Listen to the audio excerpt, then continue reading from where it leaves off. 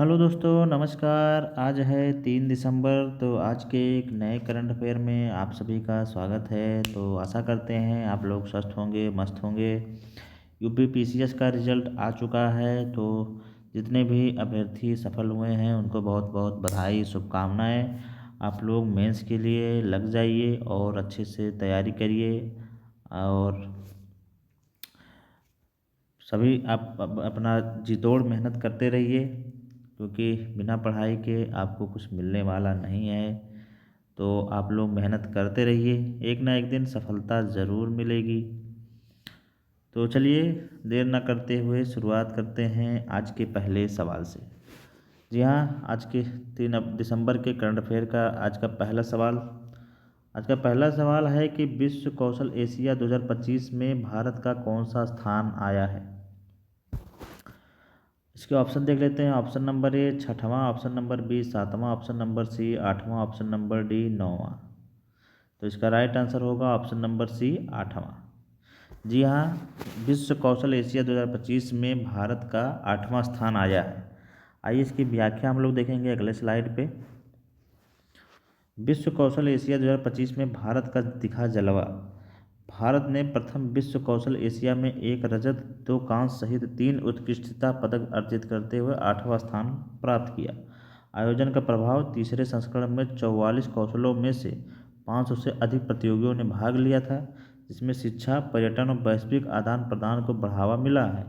और इसका मेज़बान जो था चीनी ताइपे था। जी हाँ, ये भी हम लोग याद रखेंगे, हमारे एग्ज़ाम में वन लाइनर के रूप में या फैक्ट के रूप में पूछा जा सकता है। इसका मेज़बान देश जो था चीनी ताइपे था। अभी चीनी ताइपे का आपने सुना होगा कि महिला कबड्डी विश्व कप में भारतीय टीम ने हराकर महिला विश्व कप जीता था, वो कबड्डी का। 2025 में कौशल विकास उद्यमिता मंत्रालय एनएसडीसी और वर्ल्ड स्किल इंडिया के नेतृत्व में वर्ल्ड स्किल्स एशिया में भारत की पहली भागीदारी होगी। तो यहाँ आप लोगों ने आज का पहला क्वेश्चन डिस्कस कर लिया। विश्व कौशल एशिया 2025 में भारत ने कुल टोटल 3 पदक जीते, जिसमें 1 रजत, 2 कांस्य। और इसका आयोजन जो था चीनी ताइपे में हुआ था। तो यहाँ हम लोगों ने पहला क्वेश्चन पढ़ लिया। अब चलेंगे आज के अगले क्वेश्चन पे। और आज का अगला क्वेश्चन बताने से पहले मैं आप लोगों को थोड़ी जानकारी दे दूं अपने क्लास से रिलेटेड। जी हाँ, ये क्लास जो है आपको 10 से 20 मिनट की ये करंट की क्लास चलती है, जिसमें तमाम देश दुनिया की सभी खबरों को यहाँ पर सम्मिलित किया जाता है, जो कि आपके एग्ज़ाम के दृष्टिकोण से बहुत महत्वपूर्ण होते हैं। इस क्लास में आपको 4 से 5 विस्तृत रूप से क्वेश्चन, जो कि हमारी पीसीएस, यूपीएससी या तमाम स्टेट पीसीएस के लिए इम्पोर्टेंट होते हैं। साथ ही साथ वन लाइनर के भी क्वेश्चन इसमें डिस्कस कराए जाते हैं, जो कि हमारे वनडे एग्ज़ाम के लिए भी वो काफ़ी, तथा वो स्टेट एग्ज़ाम जो होते हैं उसके लिए भी बहुत उपयोगी होते हैं। तो आप हमारे इस चैनल को सब्सक्राइब कर लीजिए तथा अपने दोस्तों में भी इसे शेयर ज़रूर करें, और हमारे बेल आइकन को भी दबा लीजिए, ताकि हमारी क्लास की डेली नोटिफिकेशन आपको मिलती रहे। जल्द ही हम लोग जीएस का भी सेगमेंट स्टार्ट करेंगे। फिलहाल अभी आप लोग करंट अफेयर पढ़ते रहिए, और आप लोग अपनी राय ज़रूर दिया करिए कि कैसी हमारी ये कक्षा या क्लास आप लोगों को कैसी लगती है। इसकी राय आप लोग हमारे कमेंट बॉक्स में ज़रूर दें। साथ ही साथ इस करंट अफेयर का एक सबसे बड़ा ये है कि लास्ट में हम लोग एक क्वेश्चन भी पूछते हैं, जिसका आंसर आप लोगों को देना होता है। आप लोग हमारी पूरी क्लास को देख के लास्ट में जो क्वेश्चन पूछा जाता है उसका भी आंसर आप लोग हमारे कमेंट बॉक्स में ज़रूर दिया करिए। तो यहाँ ये थोड़ी सी छोटी सी जानकारी हो गई। और हमारे चैनल को आप लोग सब्सक्राइब कर लें। बाकी टेलीग्राम पे पीडीएफ पाने के लिए हमारे डिस्क्रिप्शन में टेलीग्राम का लिंक दिया गया है। बाकी वहाँ पे किसी भी बातचीत या किसी भी चीज़ की जानकारी के लिए आप हमारे टेलीग्राम चैनल को सब्सक्राइब कर लीजिए।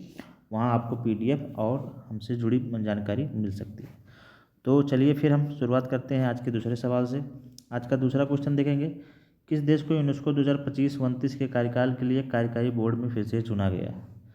जी हाँ, इसका option number A Pakistan, option number B Bharat, option number C America, option number D France. तो इसका राइट आंसर होगा ऑप्शन नंबर बी भारत।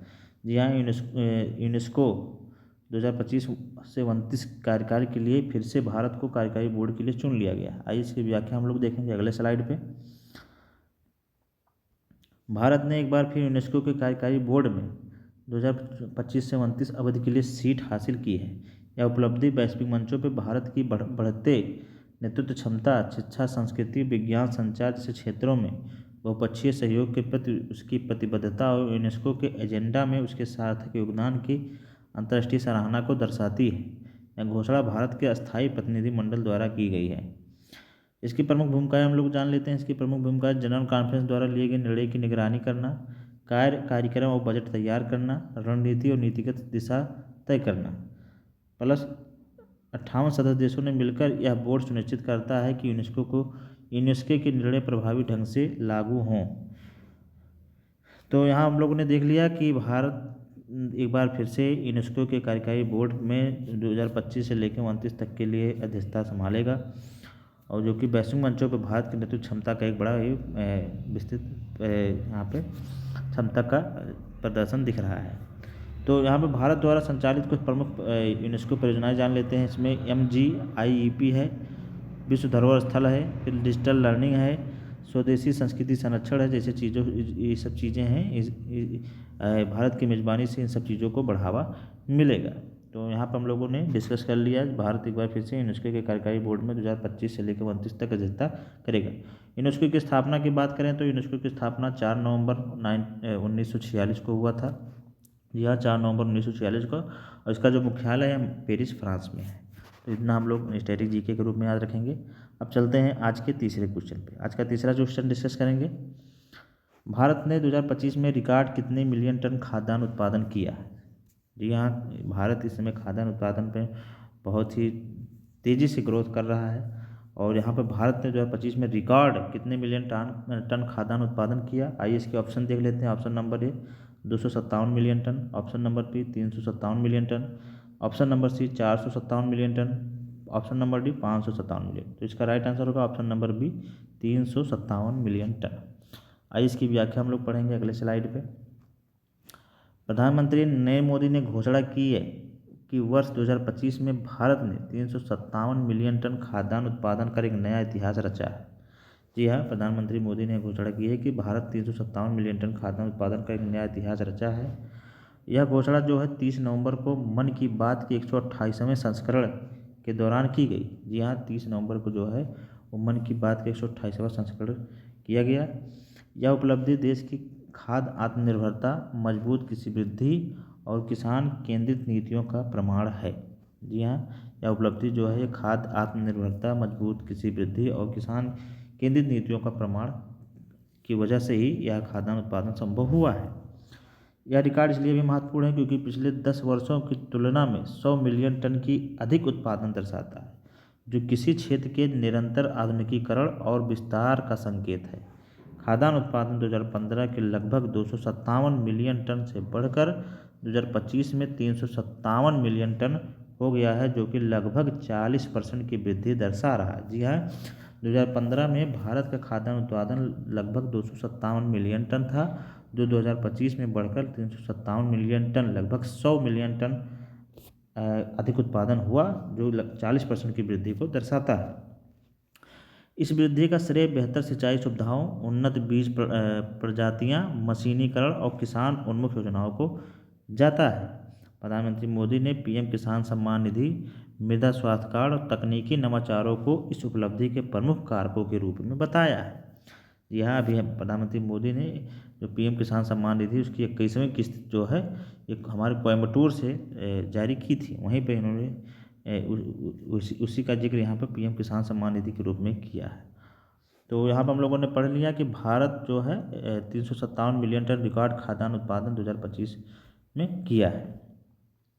तो हम लोगों का तीसरा क्वेश्चन समाप्त हुआ। अब चलेंगे आज के चौथे क्वेश्चन पे। अगला क्वेश्चन देखेंगे।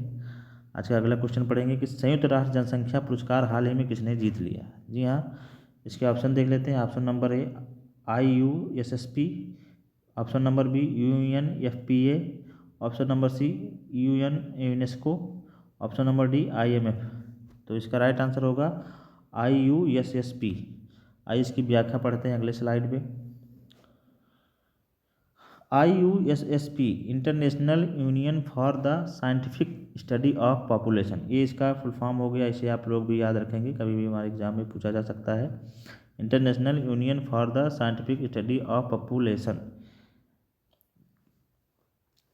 संयुक्त राष्ट्र जनसंख्या कोष UNFPA इंडिया ने international union scientific study of population IUSSP को 2025 संयुक्त राष्ट्र जनसंख्या पुरस्कार संस्थागत श्रेणी प्राप्त करने पर सम्मानित किया है।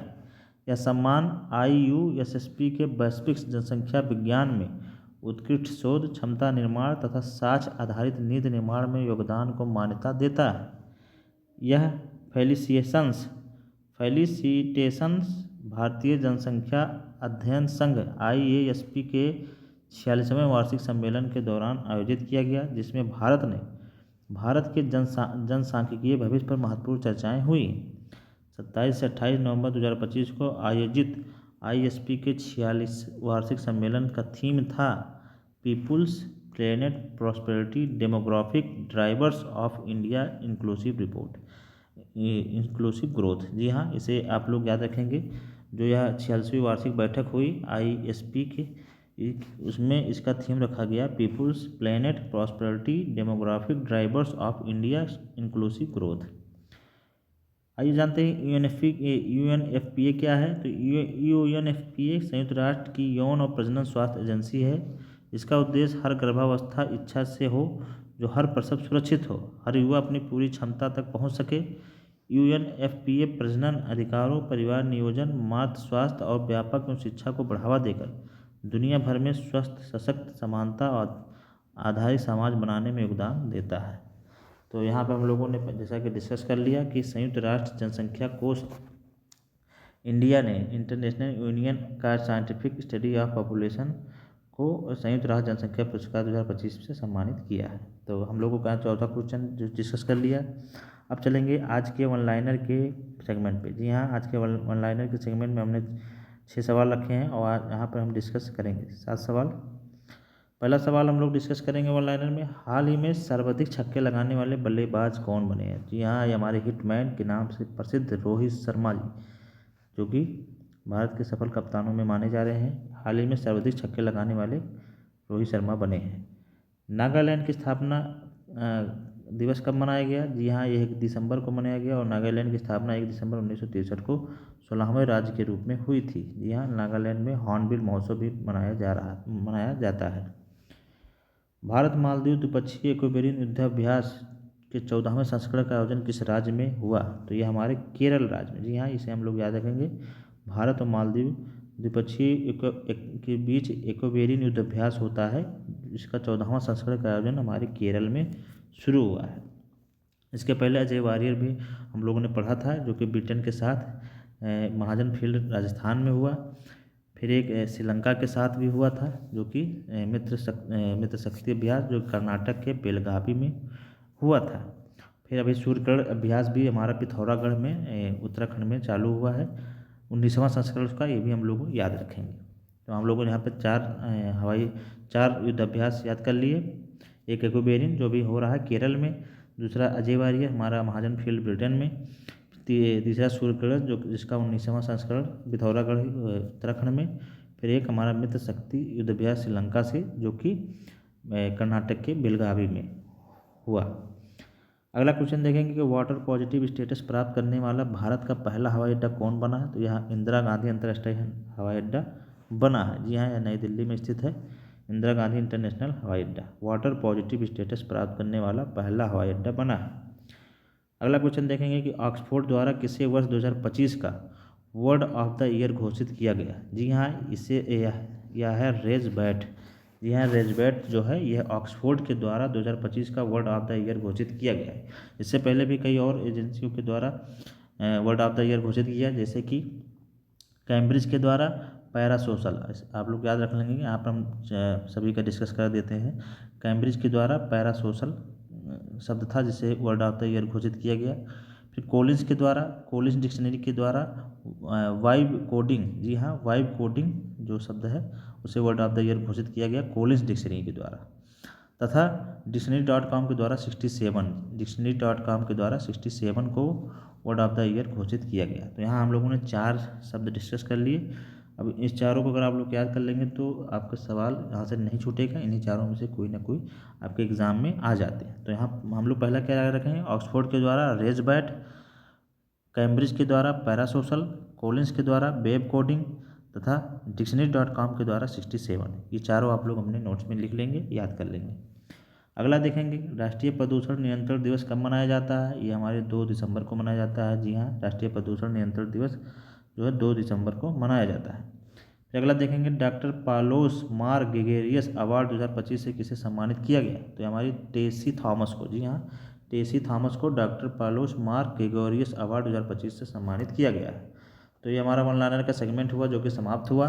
अब हम लोग चलेंगे आज के अगले सेगमेंट पे, जी हाँ, स्टैटिक जीके पे। जी हाँ, स्टैटिक जीके में हम विश्व की प्रमुख जल संधियों को डिस्कस कर रहे थे।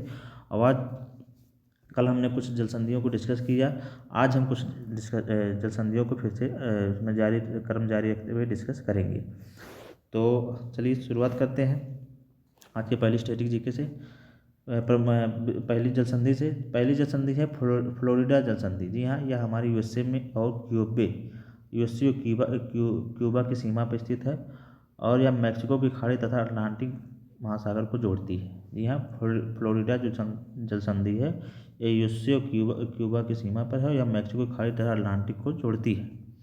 फिर अगला देखेंगे जिब्राल्टर जल संधि। जी हाँ, यह स्पेन और मोरक्को की सीमा पर स्थित है और यह भूमध्य सागर और अटलांटिक महासागर को जोड़ती है। जी हाँ, जिब्राल्टर जल संधि जो है स्पेन और मोरक्को की सीमा पर स्थित है तथा यह भूमध्य सागर और अटलांटिक महासागर को जोड़ती है। आप लोग इसे याद कर लेंगे। अगला देखेंगे हडसन की जल संधि। जी हाँ, यह कनाडा और हडसन की खाड़ी पर स्थित है। हडसन की जल संधि जो कनाडा में है यह हडसन की खाड़ी तथा अटलांटिक महासागर को जोड़ती है। यहाँ पर हम लोग याद रखेंगे यह हडसन की जल संधि जो है कनाडा में स्थित है और यह हडसन की खाड़ी तथा अटलांटिक महासागर को जोड़ती है। फिर अगला देखेंगे मोजाम्बिक जल संधि। यह हमारे मोजाम्बिक में और मेडागास्कर में, जी हाँ, मोजाम्बिक और मेडागास्कर में स्थित है और ये हिंद महासागर के आसपास पाया जाता है। फिर अगला देखेंगे बास्फोरस जल संधि जो कि हमारे तुर्की में है। बास्फोरस जल संधि है जो हमारे तुर्की में है और यह काला सागर और मरमरा सागर को जोड़ता है। जी हाँ, बास्फोरस हमारे एग्जाम में पूछा भी जाता है, आप लोग इसे याद रख लेंगे, मिलान के रूप में भी पूछ लिया जाता है। बास्फोरस जल संधि है तुर्की में है, यह काला सागर और मरमरा सागर को जोड़ती है। फिर अगला देखेंगे डेविस जल संधि, यह ग्रीनलैंड और कनाडा की सीमा पर स्थित है और यह बेफिन की खाड़ी और अटलांटिक महासागर को जोड़ती है। जी हाँ, बेफिन की खाड़ी और अटलांटिक महासागर को यह जोड़ती है डेविस जल संधि जो कि ग्रीनलैंड और कनाडा की सीमा पर स्थित है। तो आज यहाँ पे हम लोगों ने विश्व की कुछ प्रमुख जल संधियों को डिस्कस कर दिया। बाकी जो जल संधियाँ बची उससे कल डिस्कस करेंगे। तो आज का ये स्टैटिक जीके का सेगमेंट खत्म हुआ। अब हम चलेंगे आज के आखिरी पोर्शन पे। जी हाँ, क्वेश्चन ऑफ द डे में। और क्वेश्चन ऑफ द डे में पहले हम लोग डिस्कस करेंगे कल के उत्तर पे। यहाँ कल का उत्तर, कल हमने पूछा था कुचिपुड़ी किस प्रदेश का शास्त्रीय नृत्य है। तो ये कुचिपुड़ी जो है हमारे आंध्र प्रदेश का शास्त्रीय नृत्य है। कई लोगों ने इसका शानदार उत्तर दिया, और उन्हें बहुत बहुत बधाई। अब चलेंगे आज के क्वेश्चन ऑफ द डे में। आज का क्वेश्चन आप लोगों के लिए है, इसका आंसर आप लोग हमारे कमेंट बॉक्स में जरूर दीजिए। तो आज का क्वेश्चन है कि WHO की स्थापना कब हुई थी। जी हाँ, इसका ऑप्शन देख लेते हैं। Option number A 6 April 1945, option number B 7 April 1948, option number C 7 April 1949, option number D 8 April 1948। तो इसका जो उत्तर है आप लोग हमारे कमेंट बॉक्स में दीजिए और बताइए कि इसका राइट आंसर क्या होगा। तो आज का ये करंट की क्लास समाप्त हुई। आप लोगों को यह क्लास कैसी लगी आप लोग कमेंट करके अपनी राय हमारे कमेंट बॉक्स में ज़रूर बताएं। साथ ही साथ हमारे इस चैनल को सब्सक्राइब करें और यह क्लास अपने दोस्तों तक पहुंचाएं, शेयर करें और बेल आइकन भी दबाएं ताकि हमारी क्लास की नोटिफिकेशन आप लोगों को मिल सके। तो फिर हम लोग मिलेंगे एक नई वीडियो में एक नए करंट अफेयर के साथ। तब तक पढ़ते रहिए आप लोग। नमस्कार, जय हिंद।